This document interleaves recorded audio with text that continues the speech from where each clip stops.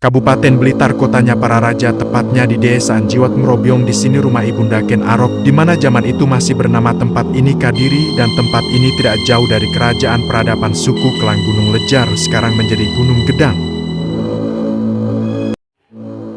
Ken Arok adalah Raja Singasari. Ken Arok lahir di Kabupaten Malang, tepatnya di Gunung Katu. Ken Arok dibesarkan oleh ibunya di Desa Ngrobyong, Kecamatan Jiwut, Kabupaten Blitar, di mana tempat ini Blitar dulu dijuluki Kadiri.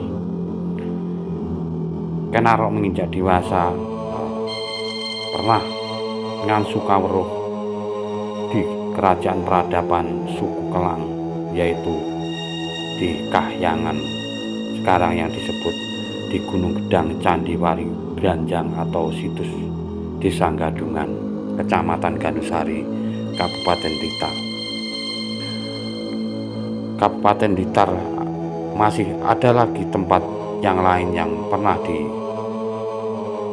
disinggahi oleh Ken Arok atau tempat bertapa, yaitu di Kelampok Talun Blitar. Dan ikuti terus kisah sejarah peradaban suku Kelang, leluhur orang Majapahit, di video selanjutnya. Selamat menonton dan jangan lupa follow dan subscribe. Terima kasih. Ken Arok, dari rakyat jelata menjadi raja yang ditakuti. Legenda sang pendiri Singasari. Dari seorang rakyat biasa yang dikenal sebagai penjahat dan penjudi, Ken Arok berhasil naik tahta menjadi Raja Singasari dan pendiri salah satu dinasti paling berpengaruh dalam sejarah Nusantara, Wangsa Rajasa. Kisahnya penuh pengkhianatan, ambisi, dan takdir mistis yang masih menjadi perdebatan hingga kini. Apakah Ken Arok benar-benar sosok jenius dalam strategi atau hanya seorang pemberontak haus kekuasaan?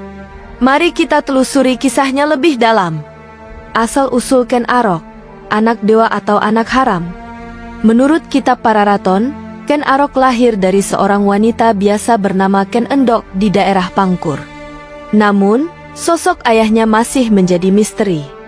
Legenda mengatakan bahwa ayah Ken Arok adalah Brahma, sang dewa api, yang menjadikannya sebagai manusia pilihan. Namun, versi lain menyebut bahwa ia adalah anak haram dari hubungan Ken Endok dengan seorang pria misterius.